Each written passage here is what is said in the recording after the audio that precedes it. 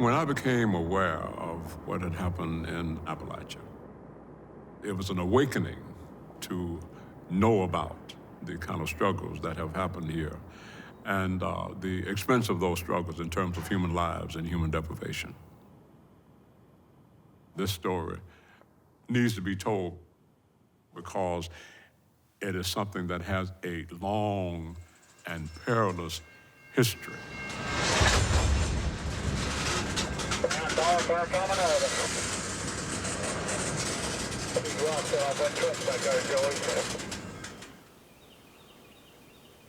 This is my Appalachia. I love my home. I love being able to go outside and say, that's where my grandmother lived at. That's where Dad went and got molasses out of the tree. Me and Ma went and picked berries over here, and I'm gonna be buried right over there. There's nowhere else in this world that I'd rather be. It's my vision to see a better place, to leave a better place for my grandchildren.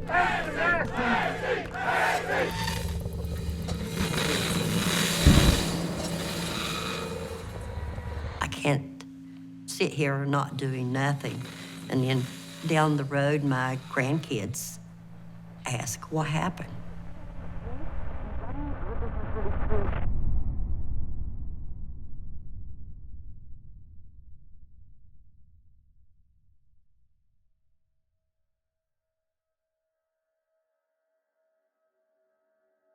In the 1880s, coal is this miracle fuel that was inexpensive and that was abundant. And it really caused this country to leap forward onto the industrialized stage and, in fact, led to our emergence as the leading industrial country around the world. So coal played that critical role, and coal became king. And it was all done in a very interesting dynamic. Coal is an industry that develops in a rural setting. The coal industry came in, found the body of coal that they needed, goes down and buys up that coal, then goes and builds the houses, brings the workers in. The remoteness led to control over the town and over the people and over the court systems, the whole system. You lived in their home, they paid you with their money at a company store, so you were actually a serf. You worked literally from dark to dark. There wasn't adequate air, there wasn't adequate ventilation. If you killed the man, you were okay. If you killed the mule, you got fired because they had to buy mules. Men were free. That's how you were treated. And if the husband got killed, they evicted the family out of the home so they could make way for another miner to come into work. A mother and children were just in the way to them, superfluous baggage that they needed to move out. And they did very, very quickly. Human life was never given the priority that it should have been given.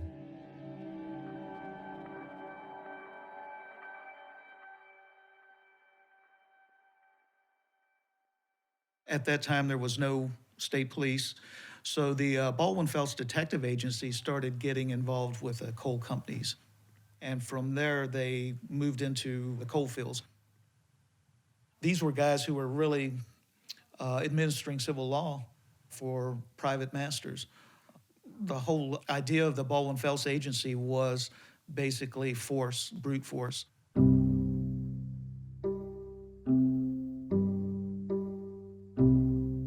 The miners are just saying, how long can this go on? What happened was miners just walked off the job. It wasn't the union that told them to do it, they just did it. But the union was trying to take control of this before it got out of hand, so they called for a big meeting on the Capitol steps, and they basically made a list of demands to the governor. And the first one was to end the mine guard system.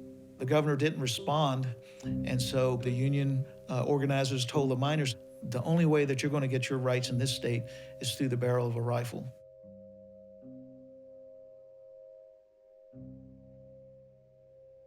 Make no mistake, this was not a miners' army, this was a citizens' army. There were farmers, there were doctors, there were lawyers, there were people who were just tired of living under the mine guard system, because the mine guards didn't just abuse miners, they abused everyone. You also have to keep in mind that about 20% of the army, maybe 2,000 to 3,000 men, they'd just come off the battlefields of France just a few years earlier. They didn't see this as a fight against Uncle Sam. This was a fight against the coal companies, against state and local governments, and folks who had more or less sold them out. The Battle of Blair Mountain was about reestablishing the Bill of Rights. But at the end of the day, they didn't win the battle. They may have outfought the coal companies, but they couldn't outfight the federal government. And because the federal government came down on the side of the coal companies, the power establishment, the power structure in West Virginia remained, and it remained unchanged.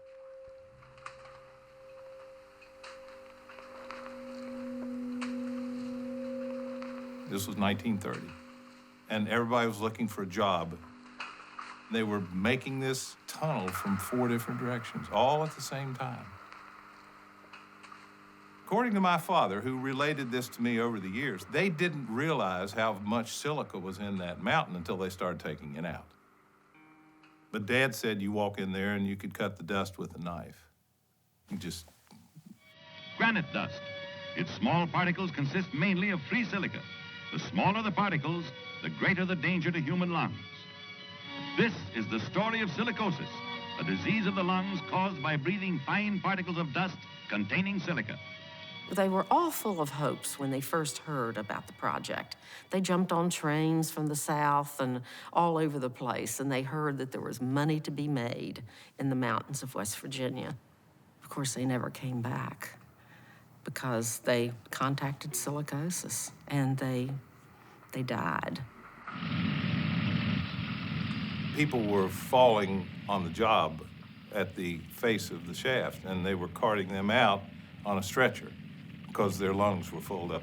And then someone else would come in and take his job. Each and every day that I worked in that tunnel, I have to carry out from 10 to 14 men was overcome by the dust. I lost 3 sons from working in the tunnel of silicosis. And I have silicosis myself, and it's impossible for me to get a job. I worked in the Hawks Nest Tunnel for 9 weeks, and the dust was so bad I had to quit. Shortly afterwards, I took the pain in my chest, and the doctor said that I have silicosis. My husband, Cecil Jones, died of working in the Hawks Nest Tunnel, contracted silicosis, and died. You see, Carbide was a chemical company, and they knew what they were dealing with. And you couldn't not see that there was dust in that workplace when you walked in. It was too obvious.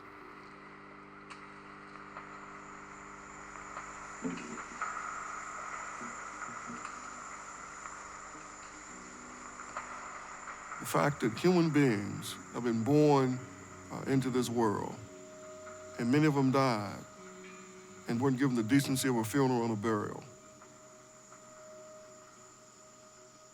These were criminal acts that were committed at Hawks Nest Tunnel. It was a perfect storm for economic exploitation. We created these systems of economic oppression to exploit poor people's labor. That's what slavery was. Slavery, first and foremost, was an economic system of exploitation.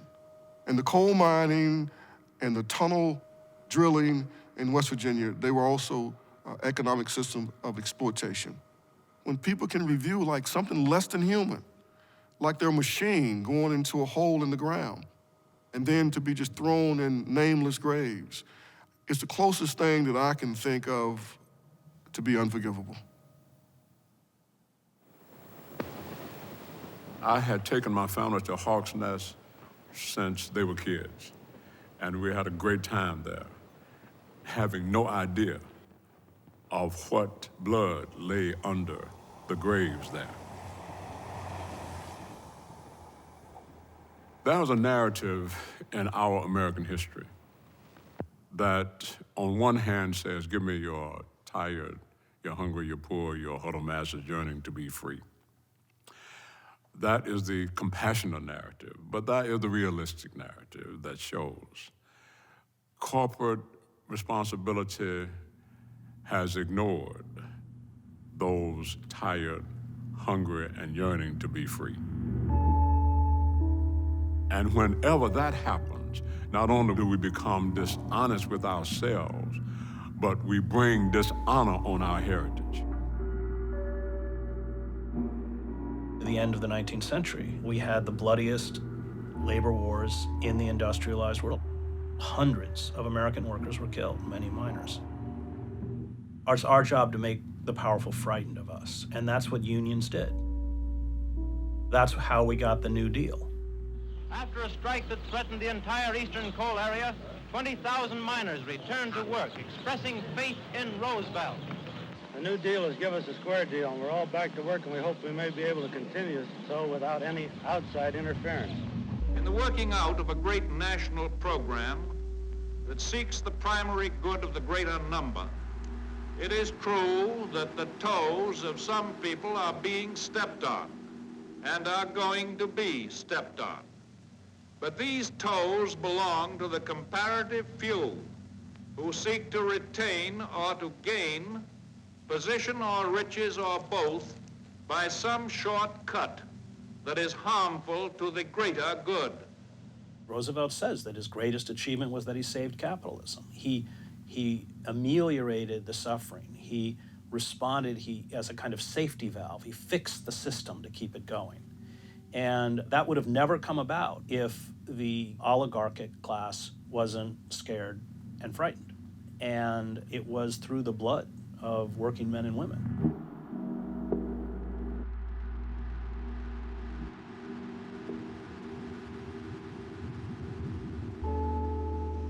I am not for a return to that definition of liberty under which for many years a free people were being gradually regimented into the service of a privileged few. I prefer that broader definition of liberty, under which we are moving forward to greater freedom, to greater security for the average man than he has ever known before in the history of America. Workers in West Virginia were aware of these issues all across the country. However, they felt that the rest of the world was not conscious of them. And because the rest of the world wasn't conscious of them, it enabled the powers that be to distort the reality and the image of the people of this region.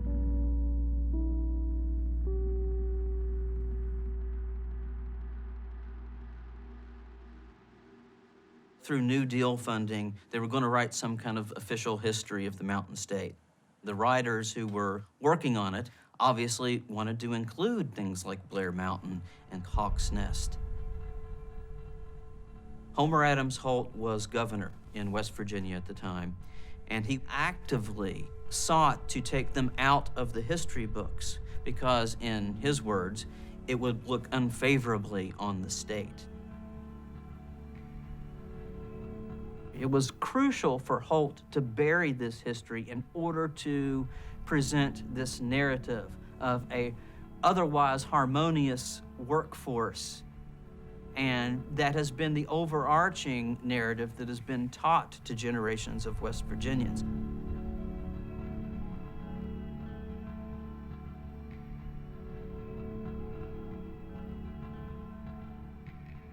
And so you read a lot of the histories of Blair Mountain and what happened in the mine wars. They try to put a nice bow around it by saying, at the end of the 30s, along came FDR, which legalized unions, and that set everything right.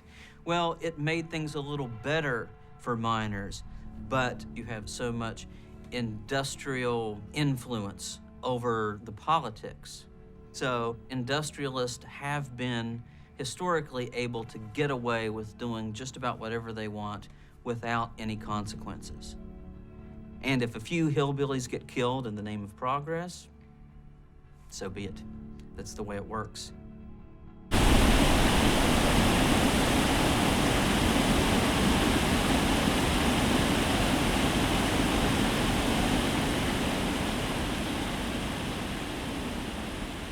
A coal waste dam at the headwaters of Buffalo Creek failed, and it unleashed about 125 million gallons of coal slurry that roared down the valley like a tsunami, and it engulfed 17 towns. And to interview survivors who had lost sometimes their whole families.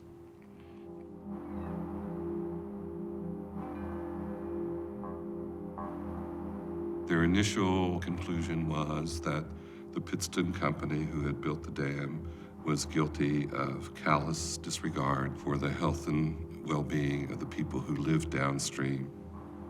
But there were at least 6 agencies and 2 governors, and none of them had done anything to protect those people. Each had found a reason that they didn't have authority. One of those governors was Arch Moore, and Arch did everything he could to suppress his own commission's report because it was so damning.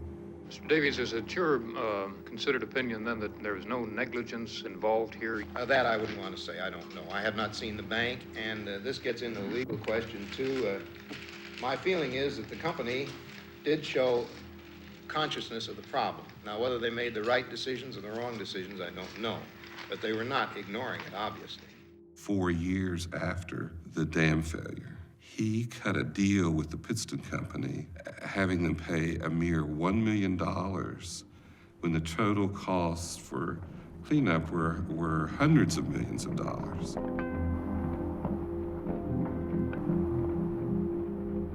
Arch Moore is the guy who perpetuated the control of the industry.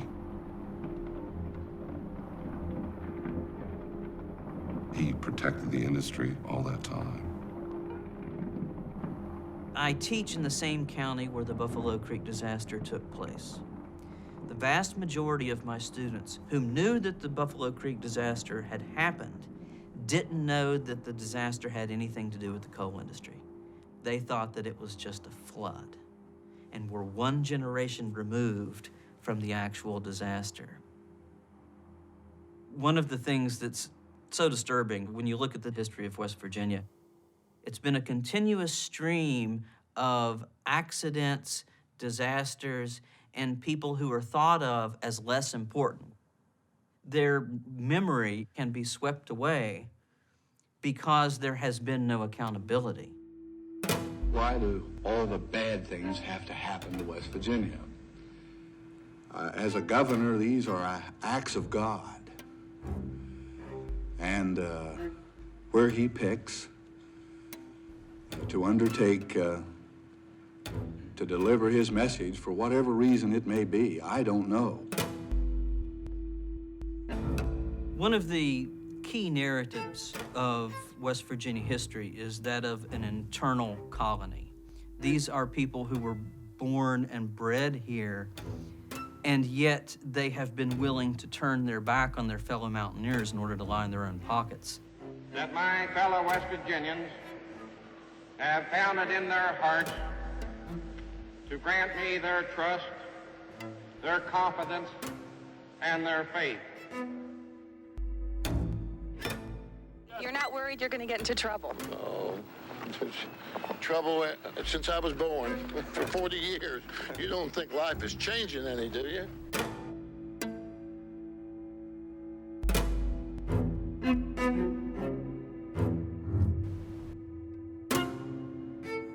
The governors of West Virginia have had to deal with a dominant industry that had no compunction about using their muscle, political muscle and economic muscle, to make decisions in their favor.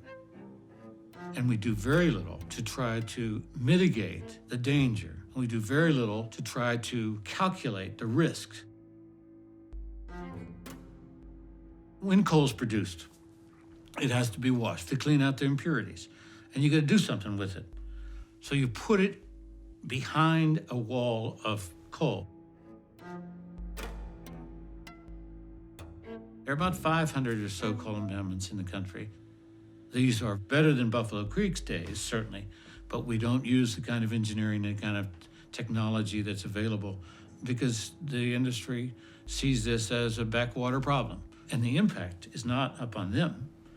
the impact is on the people of the region. The failure to inform people downstream is the same mentality that's been in existence for 100, 150 years. And yet, if you look at the incidents of how fast the material and the danger could get to the people, in the case of Brushy Fork, like several others, it would be quick. It would be a catastrophe.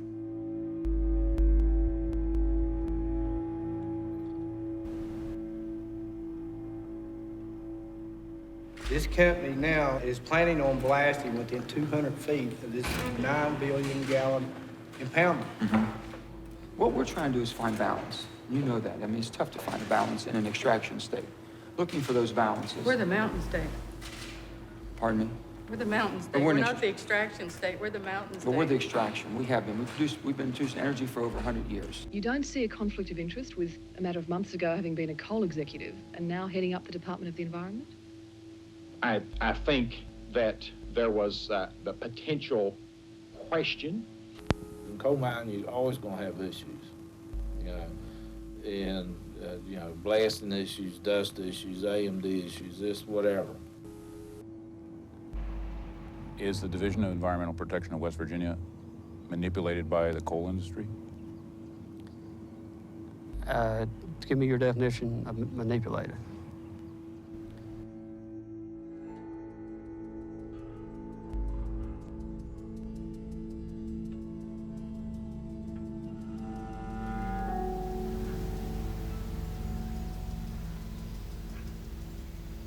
We live in a place here where you either mine coal or you leave. And that's the attitude they take toward you. Some of the older miners could work at one mine almost their entire career. A lot of it was hand loading, and a lot of it took longer to mine the seams out. If you was an older man in the mine and the mines worked out, you were put on a panel, and seniority was one of the things that your job was based on. They just couldn't hire somebody off the street for your job. I worked at a little company over there which shut down, but we were supposed to heal our seniority rights at our portal. Well, when Don come in, that's the first thing we lost. We lost our jobs, and he hired who he wanted to.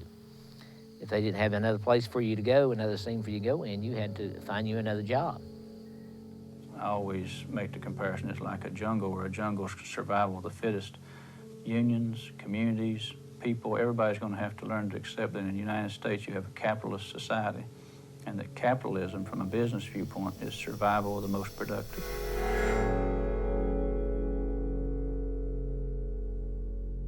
Don Blankenship, he was a very, pretty smart guy. He's no dummy.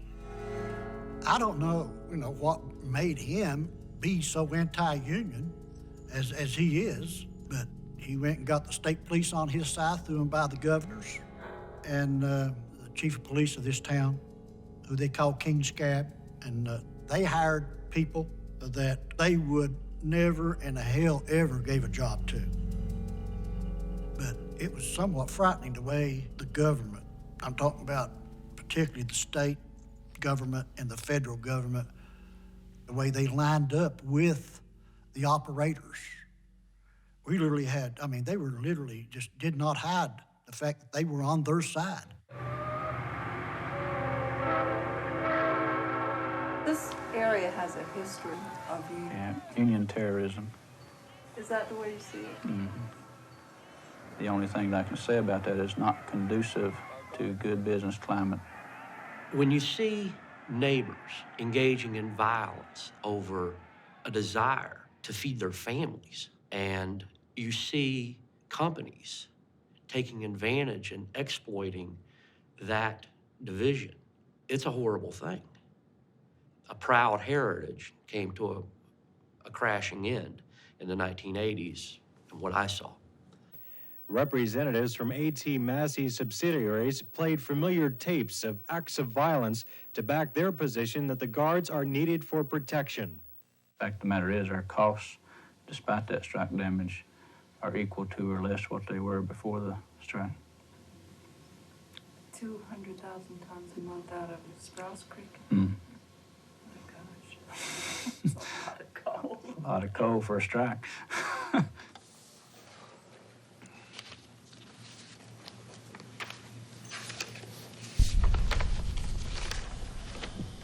It's clear that the groups don't really care about being ready to run coal on Mondays. Did I read that correctly?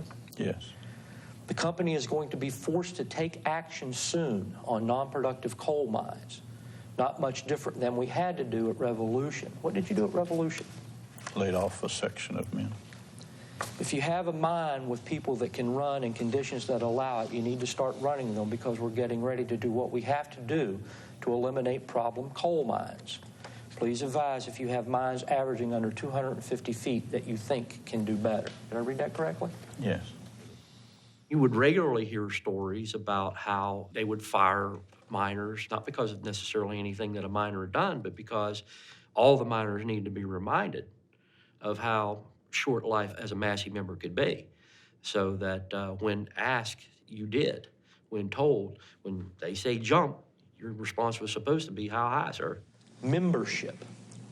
Members don't know the difference between members and employees. Massey doesn't refer to its employees as employees typically, does it? We prefer to have members. We do have a lot of employees, yes. And could you explain the difference for us then? The member is the guy or gal that comes to work with the intent of helping us run coal or make our objectives or be safe or whatever it might be that the objective of the company is. The employee comes to work to get his time in, get paid. It's that notion of membership that he used to foster the us against them mentality. He used it in conjunction with it's us against the union. It's us against the regulators. It's us against the corrupt politicians. Massey members, it's us against them. We wanted to let Charleston and West Virginia know what a big part we are of the state and what we offer and how loyal we are to a great company. But you take that mentality, and when you use it in the way I believe Massey used it, the results are over 50 dead miners. Do you know how many fatalities there have been at Massey Energy Company mines since it was became a publicly traded corporation in 2000? No, not exactly.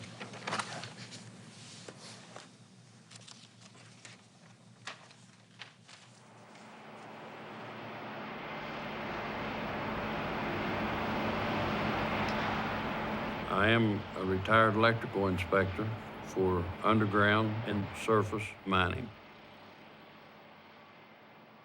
We had a saying there at the office, we don't know the ones we save, we know the ones we lose.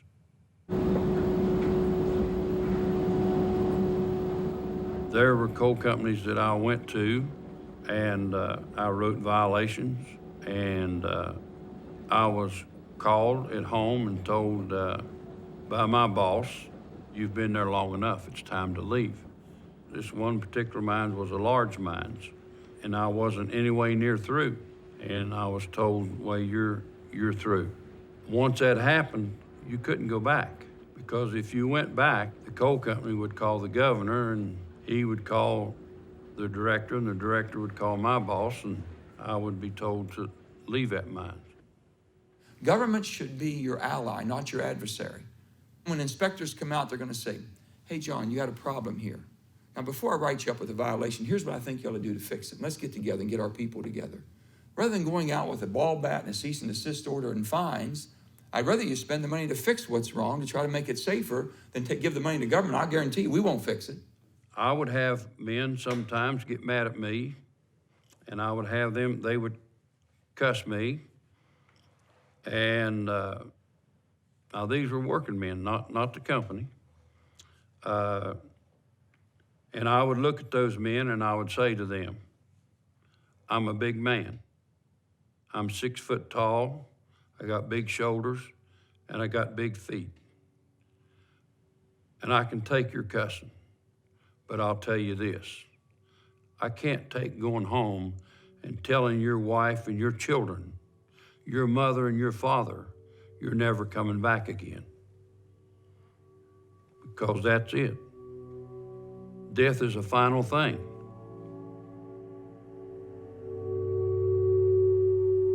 You know every move that inspector's going to be making before he even comes underground. The phone underground would start buzzing. That would give the people up on the section time to, get their ventilation right, to try to get in to what they should be doing all along. Production was the name of the game at all costs. We've got to get X amount of footage outside at the end of every shift. If you run 400 foot a shift, they felt like you could run 425. And then if you run that 425, it's going to be 450. It was always, the monster was always wanting more, consume more and more and more. You couldn't stop production because the safety equipment wasn't there. We had to produce to keep our job. I've heard this said before, we have 1,000 guys out there, 1,000 applications waiting for your job. And that was their mindset. To me, I felt like that lump of coal was more important than a human being's life. But if you look back in history, for anything to be implemented to help the worker himself, it's always taken loss of life, major accident. I'd say since coal's been being produced, it's been that way.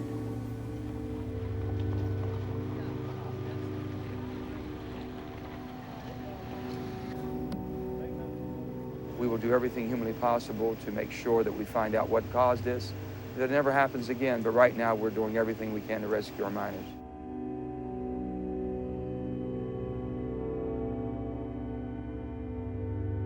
A misaligned belt that was serving the longwall unit at the Alma No. 1 mine at Aracoma caught fire.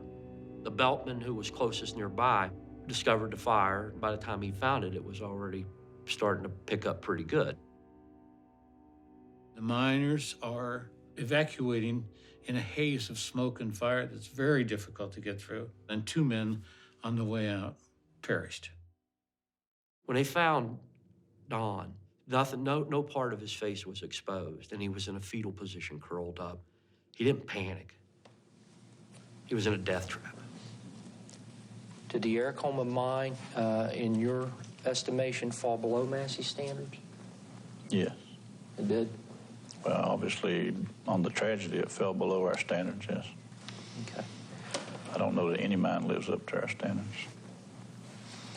I think that's all the questions I have, Mr. Blankenship. Thank you. The suffering, the pain that everyone has endured is more than any state should have to go through. I can only tell you, this has got to stop, and it's going to stop. The United States Attorney's Office, as a part of its deal, agreed that it would stop its investigation at the subsidiary level, at the Aracoma level, and that they wouldn't look up the executive chain into Massey.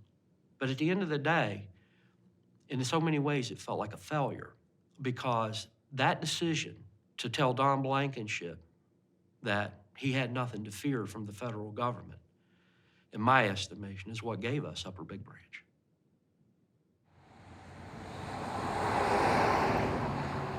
I wanna live, so I'll be ready on that day when Jesus comes, so that I could go home with him and not be left behind like some. I want to update you now on a breaking news story in West Virginia. 6 miners killed, 21 at least unaccounted for. Find some more information as to how many dead, how many missing. Updated numbers I want to share with people. As we understand it now, 19 miners still unaccounted for. Again, 7 dead. A surge in safety violations of last year, and this year alone, 122 violations. And it has now been 16 hours since the deadly explosion at the Massey Energy Company's Upper Big Branch coal mine in Montcole, West Virginia. It is the worst blast since 1984. Officials still hoping that they will find some survivors, but they have warned the families that the situation is dire. It is, and what we know right now is at least 25 miners were killed in the blast. 4 others. So supposedly what happened, the shearers hit some sandstone. There are a lot of sparks. There's a massive explosion. And this explosion apparently touched off all the coal dust floating throughout all these 7 miles of seams. While some miners were blown to smithereens, literally blown apart, I mean seriously vaporized by this. Other miners found that they were asphyxiated. Ventilation of Upper Big Branch always had been in question. You need to keep good air coming in and bad air going out.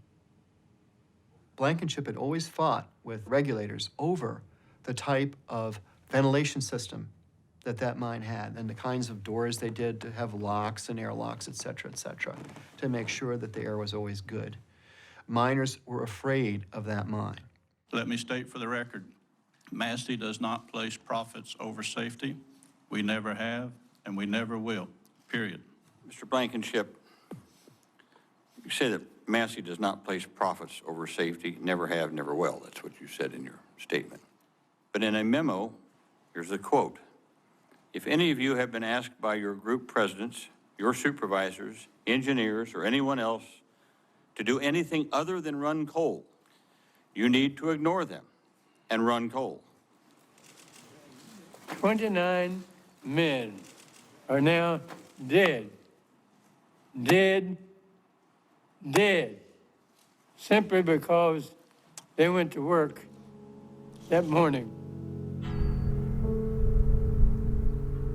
My brother was a shift foreman for UBB, and he would multiple times on a shift call to the switchboard telling them that he didn't have enough air, tell them that he needed to shut down the shift for the safety of his men. And I know that my brother's job was threatened on more than one occasion. He was told without hesitation that if he didn't get that shift running and keep that shift running, that they would find somebody who could do that for him.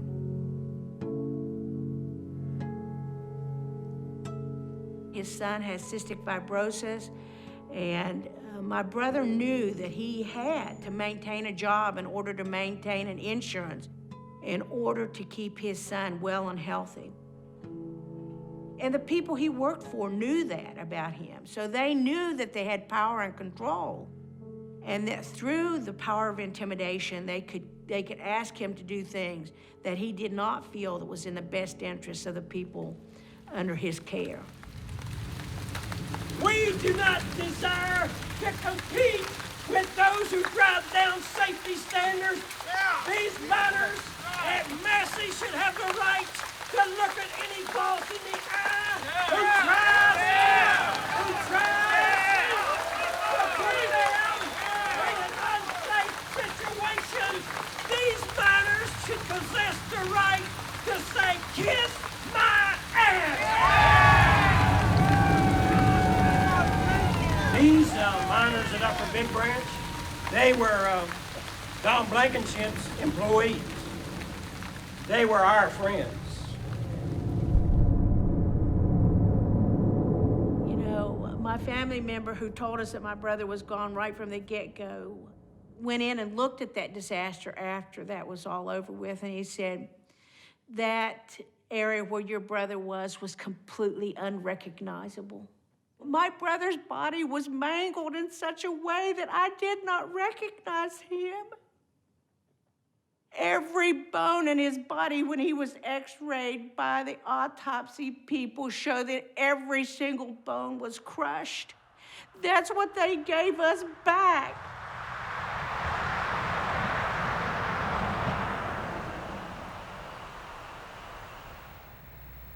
These were hardworking and brave men. And I know you all know it takes brave men to work beneath the surface. Mining was the job they chose, and it was the job they loved. I believe that each of those 29 miners, like every miner working today, had not only a strong commitment to provide a good living for their families, but a deep patriotic pride that the work they did and the energy that they produced made America strong and free. I pledge to each and every one of you and these wonderful families that your loved ones will not have died in vain.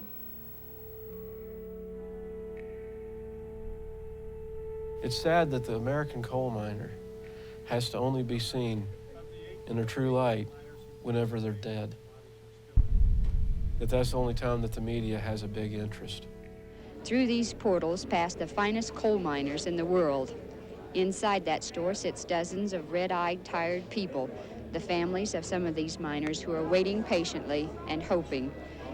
As coal company officials contend with a mine fire and damaged equipment, and miners' families contend with the loss of life and loved ones, the entire area must contend with the problem of money. But for now, the question isn't money or economics. It is 78 miners who entered the number 9 at 9 Tuesday night and who still haven't returned home to their families. Friday was payday, but few seem to notice.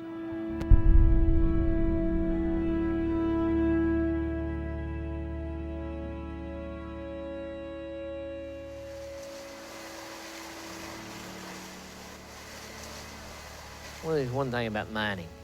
You hurt your body if you work for any period of time. There's always a danger of you being killed outright. I mean, there's 1,000 ways in the mines to get killed. Anyone who has worked underground and for any period of time has damaged their lungs. My dad died from it. There's been a lot of miners went through the same thing. The graveyards around here are full of people that black lung have killed. I never thought about taking care of myself. It was taking care of the family. It's the big job. My advice to all young sisters and brothers that's going into coal mining, once a year, x-rays, and follow them up. And when you get to, they tell you it's bad, just get out. What's on your face, you can wash off. But what's on your lungs, you can't. And that's the number one thing. It's just diseased tissue that is full of coal dust.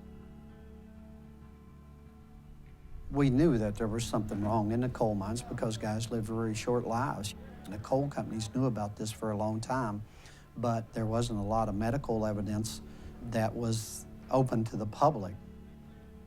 In the early 70s, there was a big push to have a black lung program.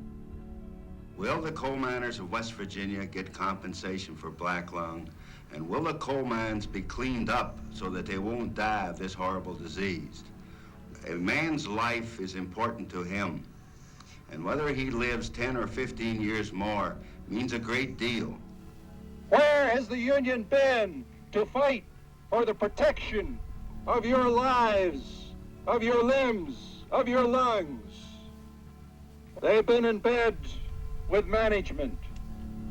President of the UMWA back then, a guy by the name of Tony Boyle, and Tony believed in many ways that the union was there to serve him rather than him being there to serve the union.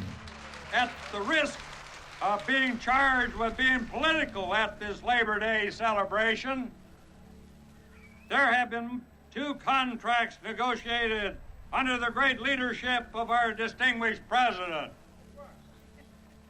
And I say this without fear of contradiction from anyone.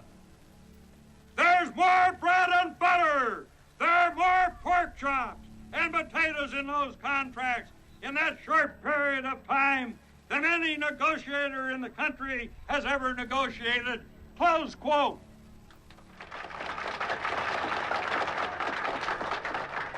So we decided that we would democratize the union. And we started agitating, and we started educating. And we started organizing, and we started going out. We found out that in local after local, there was groups of people that didn't like the way things were being done. I'm certainly happy that I'm here talking to people who come to a meeting because they have feeling in their heart and concern for other people. A guy by the name of Jock Yablonsky ran for office, and we had an election in '69, and it was tainted, to say the least. Boyle and his henchmen have perpetrated violence upon me and those working with me. They thought they owned the union. They thought the miners were too weak to rise up in an election campaign. Now, at long last, Boyle knows he misjudged the men who belong to this union. They went to the scum to get people to observe for them. Let me tell you about one of these hippies. This hippie that they got in a district office has got long, stringy, greasy hair that comes down over his shoulders, and he stinks. Well, I come to the conclusion that the union could not survive under the present dictatorship. You've got a lot of younger men coming into the union, and they want to have their union respond to their desires, and they want to participate. Without their privilege of being able to participate, the union merely weakens itself and eventually will destroy itself. We lost that election, and right after the election, Tony Boyle murdered Jock, his wife, and his daughter, because he knew we were going to get another election, and the next election was going to be fair, and he wasn't going to be able to face the membership in a fair election. When a man declares a candidacy for presidency of a union, and he says that very day, they'll kill me for doing this, and they do it. And not only do they do it to him, but they do it to my mother and sister. But for Charlotte Yablonsky's sacrifice, but for Margaret Yablonsky's sacrifice, and but for Jock Yablonsky's sacrifice, there would be no fight in 1972.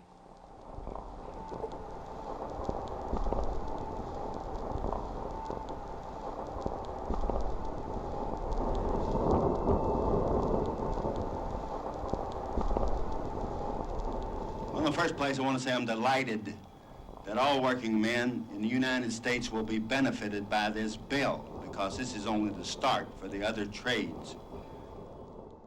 I've seen several people make the statement that if you work hard all your life and do the best that you can, you'll make it.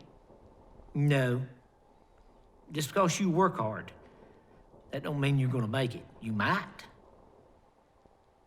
These old coal miners worked hard all their life, you know, and until they got a union, they didn't have anything. From the time of the 70s, as we moved into the 80s, the union kept getting weaker. And it's because these people had to compete against non-union mines then. If you work 20 years in a union mine, you can come out with health care. You can come out with a pension. These things that we have, and they were given to us. I've done very little fighting. Compared to what was handed to me, you know, we just basically let it get away, you know. But that sense that it was needed so bad, we have lost. And we've lost it because we've become weak, and we have the things that the union handed to us, and they're not completely gone yet.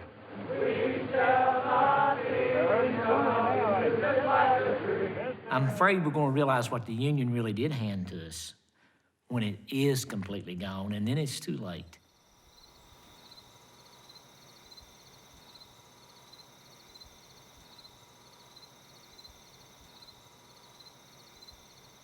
I was a coal miner all my life. Now I have asbestosis. I've got asbestos to the lung. From 1978, I was promised, when you retire, you will get benefits. And now they're telling me I ain't gonna get shit.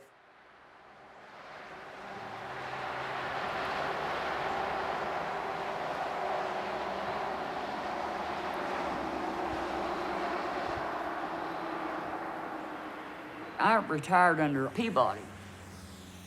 Patriot, I had no idea who Patriot was. It's just a made-up company.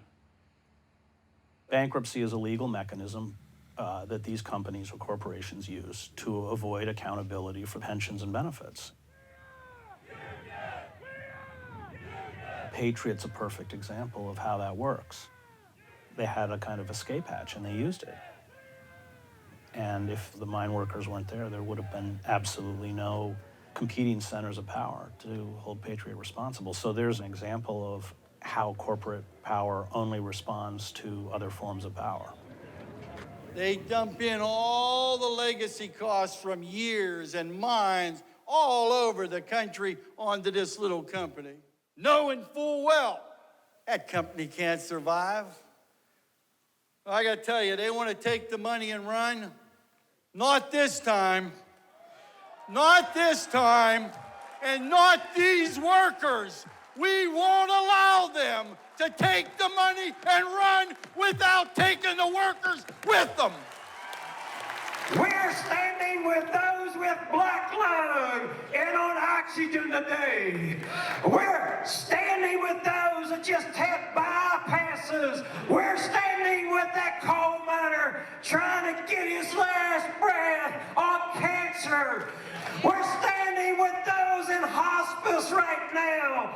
And those at the top of these companies have turned their backs on those people and said, give me the money! Give me the money! It's believed that Patriot was set up to fail, to get rid of that debt for the coal companies. How's an 82-year-old man going to fight something like that? How's a 76-year-old woman going to fight something like that? I can't imagine being at that age and having a corporation like that absolutely pull the rug out from underneath my feet. But we can't lose this one. It is everything. It draws that fine line between you as a human being and you as a minion. Seemed like I fought all my life. I used to be a union organizer. We'd go to different mines and have people sign union cards and stuff like that. You'd go do that now and you'd get killed. Dead. Yeah, there's no doubt about it. I want my health back. I ain't gonna get it back. You can tell my voice has gotten, the more I talk, the lower it's gonna get, and I just feel like shit right now. Any community that has anything to do with coal, these houses and stuff pops up around coal mines. Years ago they called them coal camps. Now they call them communities, but it's the same thing, except the coal camps where, the coal companies, rented the houses. And the only difference is now the men and, the men and women that works in the mines, they,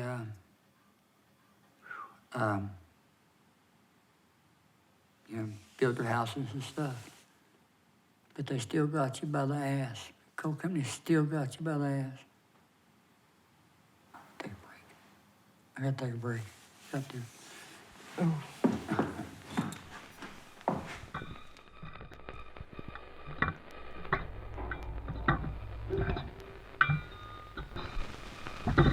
Is a case study in the effects upon people and upon land of automation and mechanization. Now, those are processes that are continuing apace. And of course, it suddenly idled thousands upon thousands of once very important and valuable coal mines.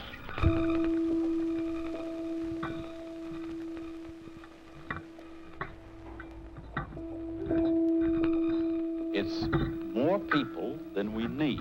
to do what people have always done for a living. I've just about give up. It looks black to me. It's just one of them things. I reckon it has to happen. It's degraded into something that we can't really understand. It's a lack of any concerted notion of where to go from here. And people here are gradually moving away, leaving the mining company's houses empty. Appalachia has deep attachments to its hills and to the family. Yet parents are telling their children to go. I said, boys, leave this country.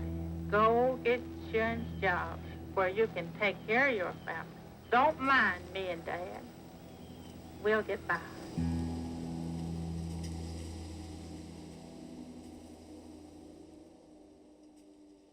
During prosperous eras, they were blinded to the dangers on the horizon. The destruction of their land was largely dismissed by many as a necessary evil to a full paycheck, and the land Daniel Boone had found blooming was callously erased by men. Then machines erased the men. No one seemed able to prevent it.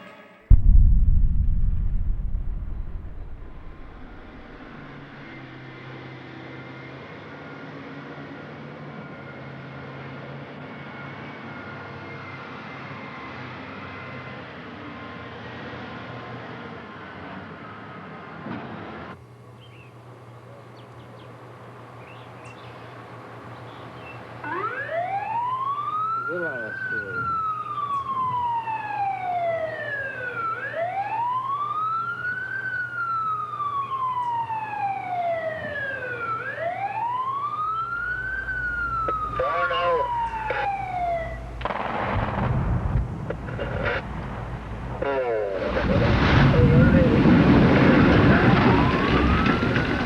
on, Jim.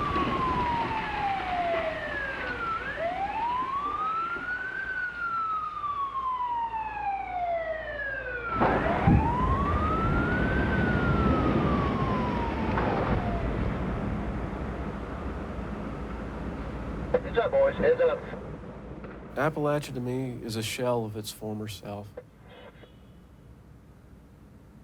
If a major disaster happens, everybody pulls together. But otherwise, that look for number one mentality is just really taken over. Hey, why didn't y'all warn these kids down here, boys? Y'all throw rocks over on that school here, smelly dumbasses. Hey, now, watch your language there, buddy. Hey, you gotta warn these people down here. You had kids out down here. You threw rocks on them trailers down there just now. Well, listen, they blow them sirens. You need to get your kids in the house. No, you need to come over and warn them damn kids. You hear me? The siren is a warning, buddy. If somebody complains of coal trucks putting too much dust on their house, you know, they're told, move. That wasn't the Appalachia I grew up in. In the old days, you just had to dig beneath the surface a little bit to get into a very large seam of coal. Those seams that were the easiest to get to were the ones that were the most economical to mine, and they haven't gotten to. Over the past 100 years, those mines have been mined out. It has now shifted from underground locations to surface locations and is now beginning to plunder thousands and thousands of acres in the Appalachian region, in the Midwest and out west.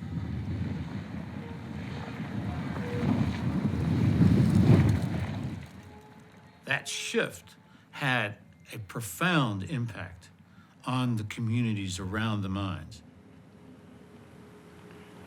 Put a shot off a while ago up around Jackie Grimes' house and covered the road every place with dust up through there.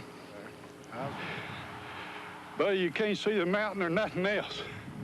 I'm not gonna be able to stand this outside here. Now we see in the last 15 years, mountaintop removal and the numbers of families who've been devastated by coal production, all of these legacies that we're inheriting from the coal industry now takes away your alternative economies because the size of the machines and the ability to remove the amount of soil is so huge. We can do thousands of acres of devastation for one single use. Get the coal out.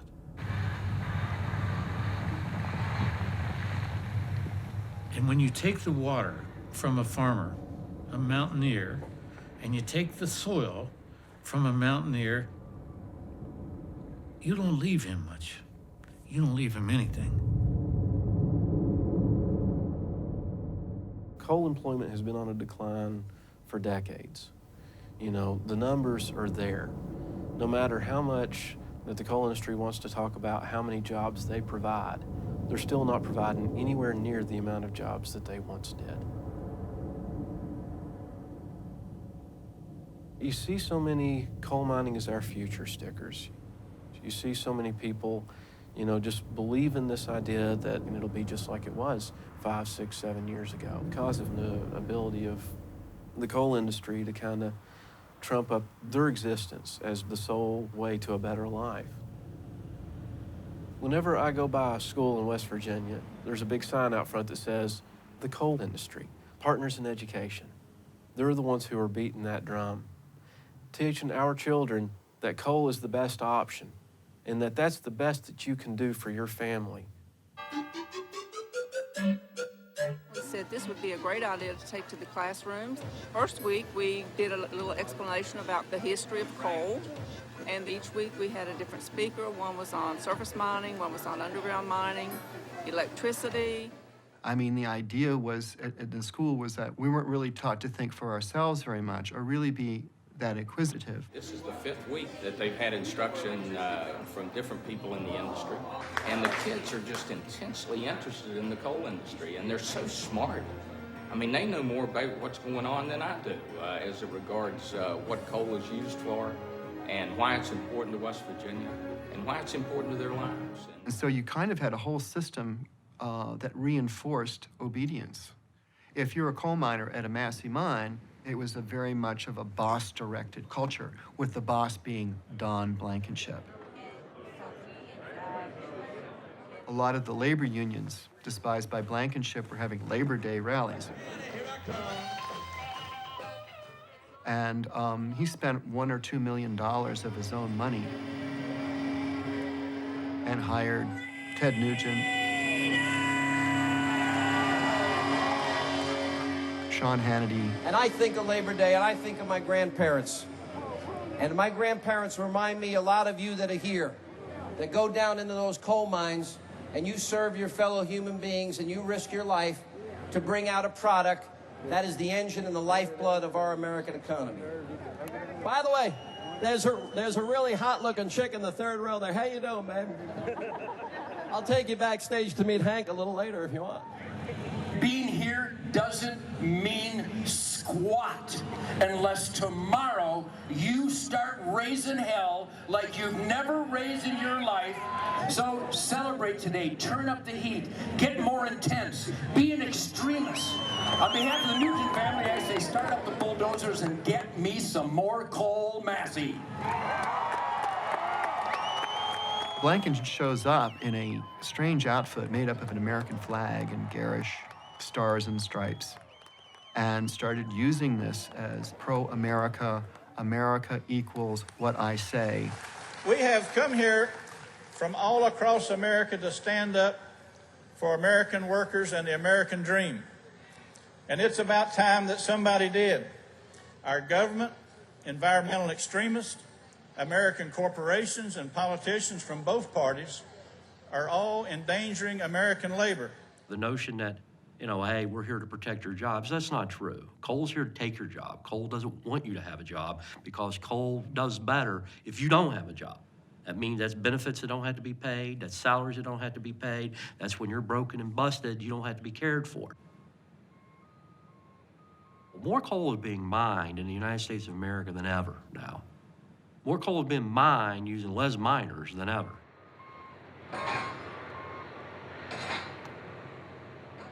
How in the world can it be more economical to blast hundreds of feet of mountaintop and push it over into a valley to scrape up a 10, 12-inch thick slab of coal, and yet they do that instead of putting miners underground?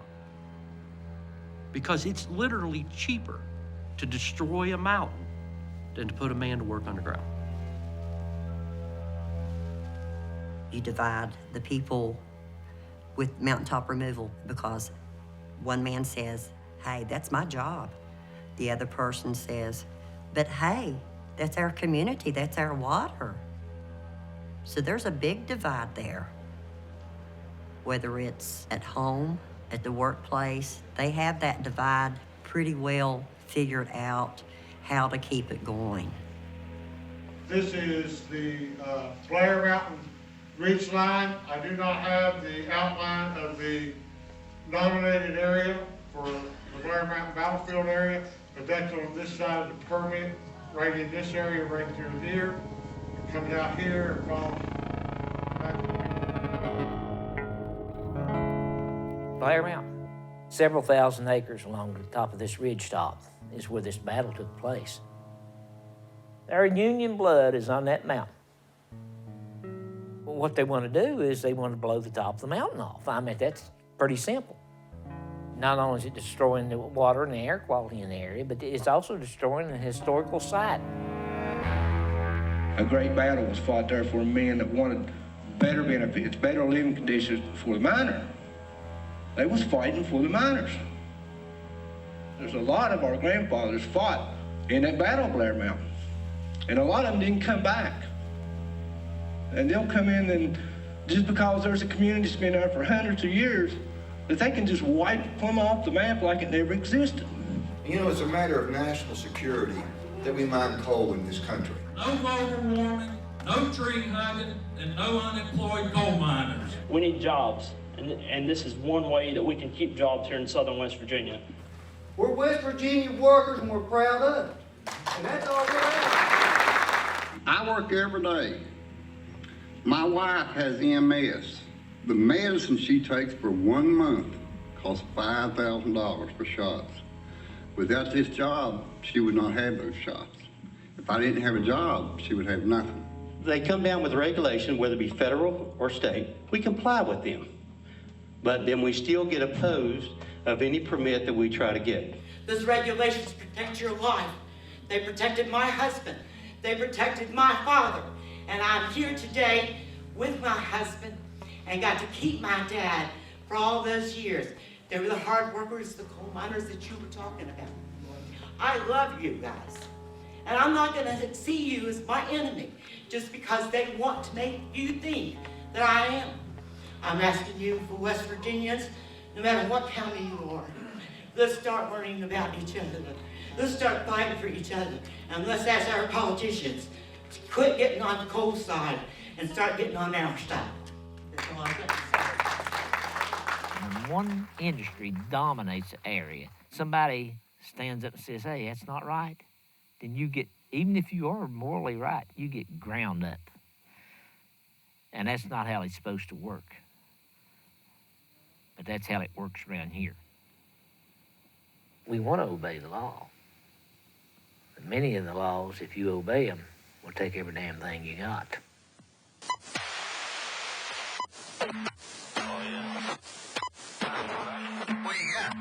That bunch of tree huggers got a big old sign walking right up under the bucket. Yeah, Mike. I'm gonna stop right here, Mike. Mike, hello. You got tree huggers out front of the drag line out there. Yeah, put the bucket on. Yeah, they're coming right up under, Mike. There's 15 of them or so. Might want to go ahead and get the law called, Mike. Get them up here. They'll be trouble. Since the waning of the UMWA in the late 80s and the 90s, you've seen a shift go from the union movement into the environmental movement. They say environmentalists care more about trees than they do about people. Get back. Where you from? Pack. Yes, sir. Go back and pack. We're not hurting your house. A bunch of lazy people with college education, too much time on their hands. From all of them out of the office. We're supposed to have a big meeting. Ruth Harker's Honor. Tuesday the 23rd at noon over at Marshall Elementary. I say it's the 23rd? Yep, 23rd at noon. Now, okay. Sounds like a good day to shut her down and take a whole job down there. I'll be down right there,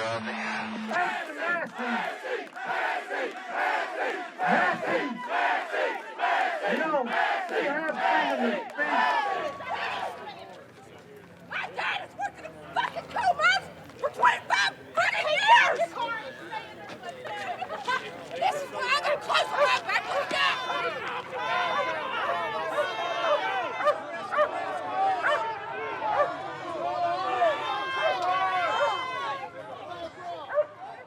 This is critical and a very contentious time in the Mountain State.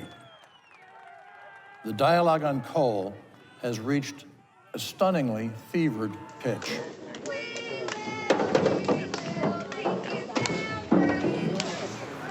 The bitterness of the fight we're having now and has been going on forever, the bitterness of the fight has taken on more importance than any potential solutions.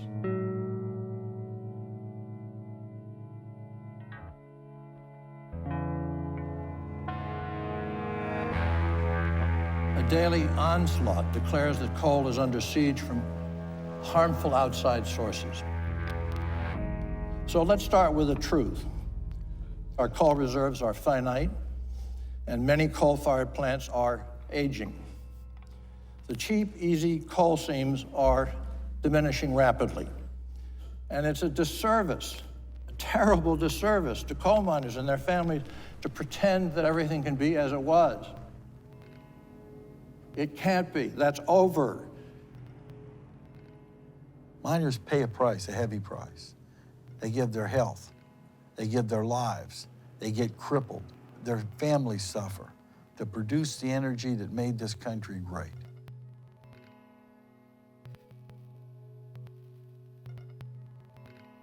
They shouldn't be cast aside like yesterday's newspaper. Wall Street won't lose in this process no matter what happens. We want to make it so workers don't lose no matter what happens.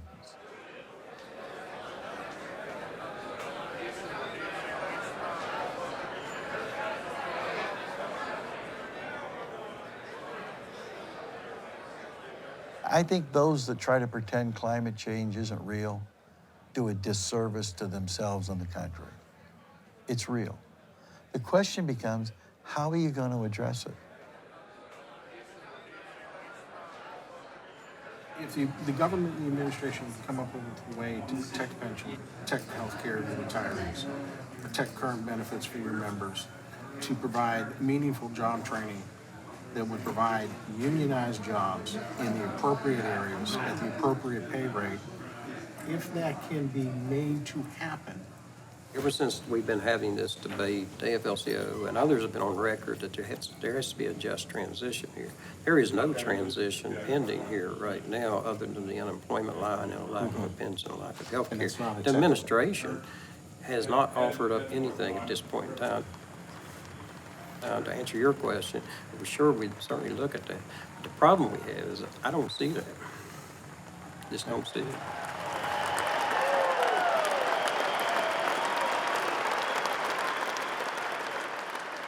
If all I'm going to become is extinct, I have every reason to try to block it from happening.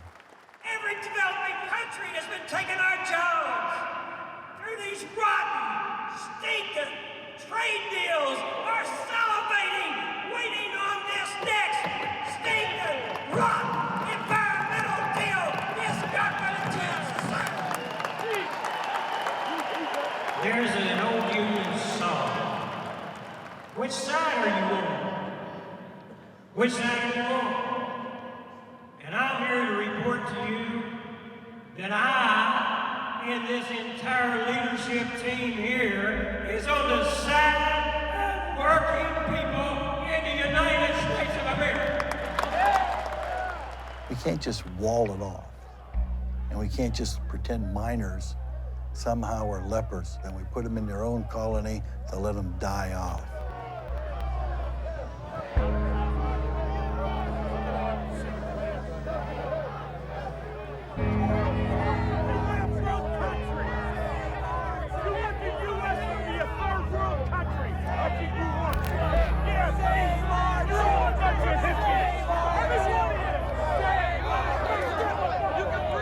It'll never happen until everybody brings people together at the table and says everybody has a role to play and everybody will pay part of the price.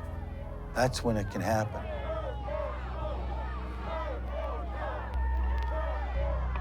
There is a war about coal, okay? But the war is not on coal. The war is the one that coal has waged on West Virginia for the last 150 years. You don't believe it's a war? You go find a battleground that's as war-torn and scarred as the mountaintops of southern West Virginia.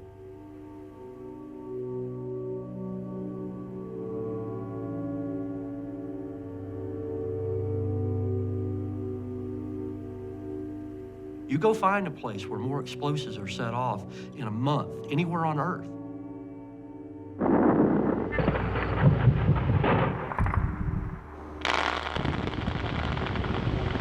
It's a hot war. It's not a cold war. They're down there blowing the tops off mountains with little regard for the impact of that on the health and welfare of the people who have to live there, with little regard for the impact it has on the waterways, little regard for the impact it has on the flora and fauna of a beautiful state that's being killed. A little bit more each day. The state's being killed.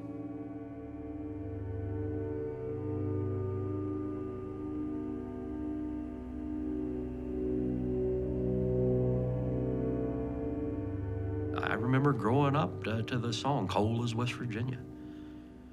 Coal is West Virginia. Well, what's West Virginia when the coal's gone? What's West Virginia then? You know, I'm a coal miner. I draw a pension. But I've got enough sense to know that coal mining is a dying industry, especially in southern West Virginia and eastern Kentucky. But every lump that goes out of here, it's gone forever. You can't lose but so much blood. The body shuts down. The sad thing about all this is this whole county, I ain't 400 and some square mile in this county. Somewhere between 80 and 90%, if not more, is owned by out-of-state corporations. They could care less about this place. They have no connection with the area. So when they get everything they can get from it, they're like locusts. What you're gonna see them do is just leave the area. And this is what you get. The water is poisoned, the air is poisoned, the soil is poisoned, cancer is an epidemic. The sacrifice zone that constituted the coal field is a kind of window into the devastation companies are willing to unleash against human beings and against the ecosystem on which human beings depend for life.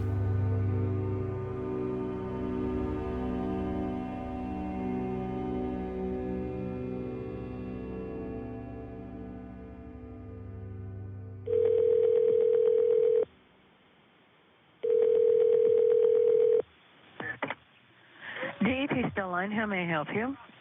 Yeah, this is Bob Reynolds, Freedom Industries. Just calling to let you know that we've got a leaky tank. All right. I'll need to do a report, sir. What county is the incident located in? That would be Kanawha. And the name of the company? Freedom Industries. Freedom? Correct. Approximately 10:30 yesterday, two of our employees identified that there was some material leaking from a storage tank in a dike area behind the plant, which you can see the large tanks back here. We've had this release. Unfortunately, it appears that some of the material did get into the river and potentially or has impacted the water supply in Charleston. The material is 4-methyl-cyclohexylamine methanol. Look, guys, it has been an extremely long day. I'm having a hard trouble talking at the moment. I would appreciate it if we could wrap this thing up. I will... We actually have a lot of questions. It's been a long day for a lot of people who don't have water. So can you give us an exact timeline as to how this all happened? We were first aware of any material being spilled at 10:30 yesterday. Could it have been earlier than yesterday? Because we've also received reports into our newsroom that it was as early as Wednesday, possibly Tuesday, people were starting to smell this in the area. We have no information on that. Are there no systems in place to alert you of a leak at your facility other than a smell? At this moment in time, I think that's all we have time for, so thanks for coming, thanks for your time. We have more questions. Hey. No, we're not done. Minimum timeline for getting it cleaned up?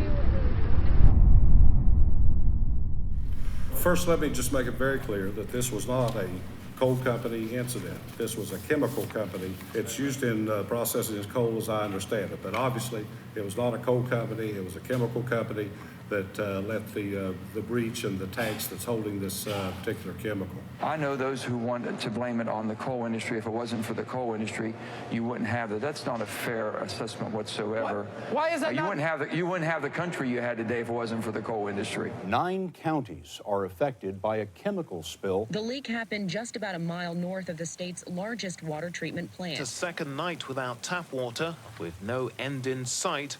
Authorities have been forced to declare a state of emergency. It's harmful if swallowed. It's an irritant to your eyes and to your skin. People are unable to use water for anything. That means no showering, no shaving, no morning coffee, and no idea just how much longer it'll take. The guidance was flowing in very slow, if any. We had tons of questions from the medical community. I had calls from scores of physicians saying, listen, we're not going to recommend our population to drink the water.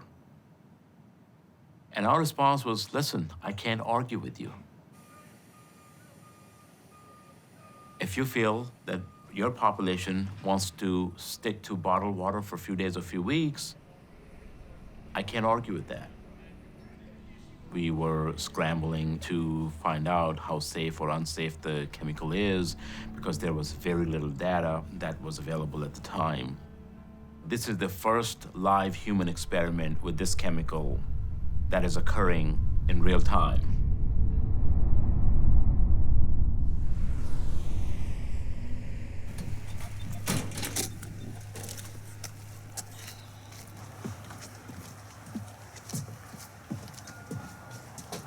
All right, come on in here. I've got my I thought they'd forgot about us up here. You turn TV on, it was all over Charleston. They're giving away water. And 300,000 people ain't got water, so yeah, and we're the last. I don't know why they don't come up here and start back. Yeah.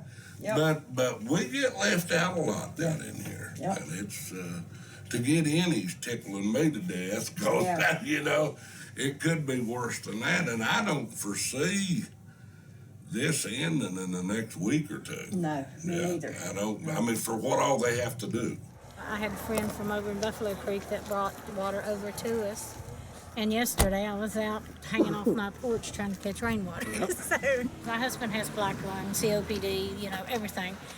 He's a retired coal miner, which is natural. Yep. And they do have all these medical problems. And plus he's got an aneurysm. He's got a lot of things wrong with him. And to be honest, he can't go without water. Right. He can't go without oxygen. He can't go without lights or nothing You have to have else. So we water have for your oxygen That's machines, right. too. That's Yeah, right. and it has to be clean water. Yes, it does. Yes, it does. You're just so torn on who to go to, who to take it to, who needs it worse, who can't get out. People's drawing off of this spring right here. We've tested that water. That water's not good, and people's using that water. It's got high amounts of heavy metals in it.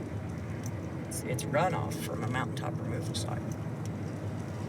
There's one young lady here that is fighting 4 kinds of cancer.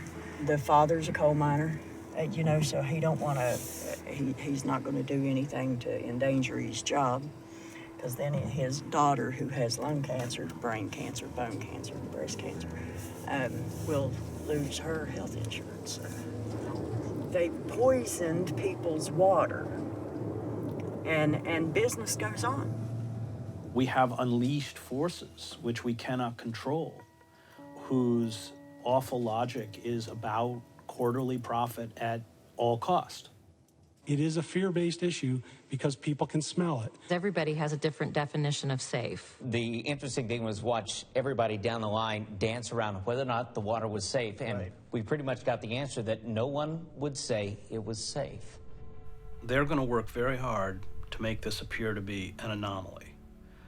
They have spent tremendous amounts of time, money, and energy rewriting history. If they can make it appear as another anomaly, then they can win. If people begin to understand that this is a pattern, which I hope they do, then they're in trouble. Yes, I've lived in this valley for 71 years. And the chemicals have interrupted my life and my well-being again, as they have over the last 71 years. It is a major disaster.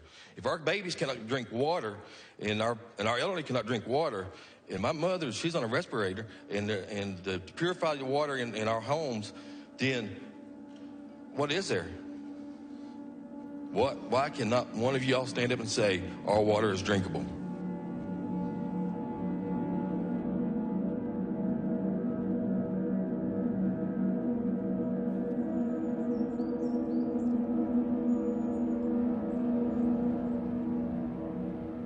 We are being stripped of not only everything that can sustain a life, but of our power.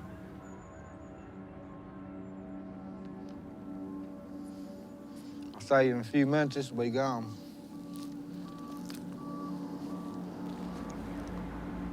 I count about 7 or 8 sites that you can see from right here. If you see a man right down here in that house, he's lived there his whole life. He could tell you the backside of this mountain, every tree on it, most likely. Every good squirrel tree, anyway, for sure. And his parents probably lived there before he did, you know? And so on and so on and so on. I have nothing against those people. They have to work. I mean, I need to work, you know what I mean? We're not losing it, we're sacrificing it. We're giving it for the good of mankind. And I'm gonna tell you what, we're about damn tired of it. These sacrifice zones went first, but it's terminal. There was a moment on Easter Island when some idiot cut down the last tree. I mean, the goal is to extract as much as they can until they create a dead zone. These are quite literally forces of death. And unless we break them, it's over. The most difficult existential question that we face is accepting this reality and this trajectory, and yet finding the strength to rebel and resist. Those who carry out effective resistance in times of distress, they understand all of the forces arrayed against them. They understand how powerful those forces are. They understand how small they are, and yet they resist anyway.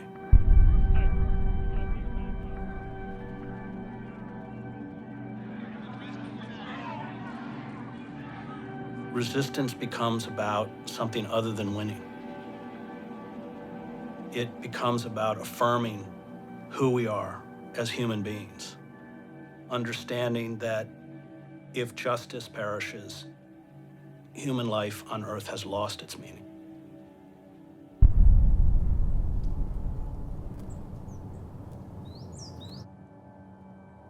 It is a perpetual, never-ending struggle.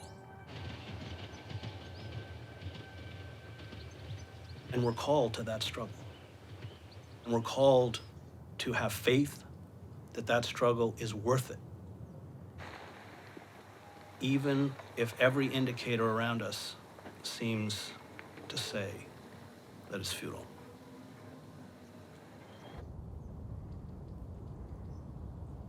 I want to go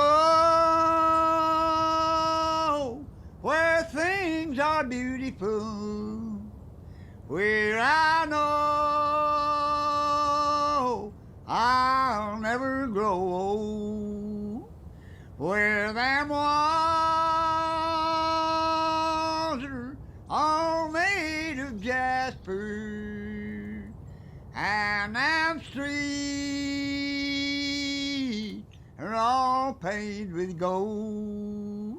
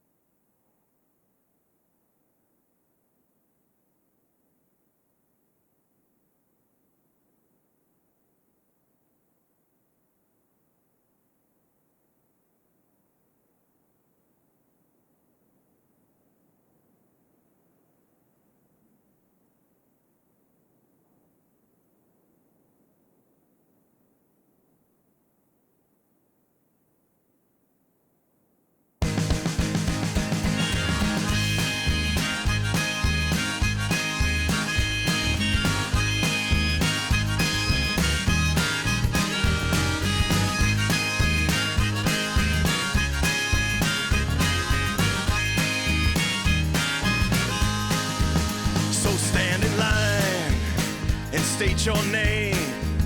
The first one's sacred, the rest profane.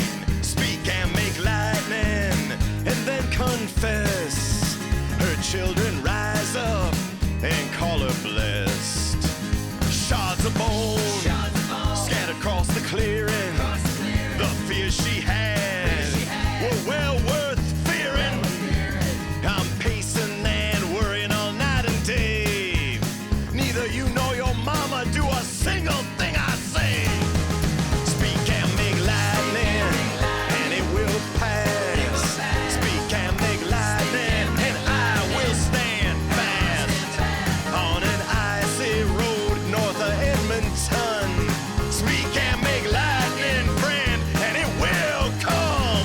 I'm gonna kiss your cheek, I'm gonna hold you tight, but you took your pills and you're out tonight. Speak and make lightning, forget the rest, and enter the fields of the fatherless. I lost almost everything, so I'm almost free. I was trying to tell you, you wouldn't listen to me. I'm driving up the hill to a place others call my home. It's just where I go.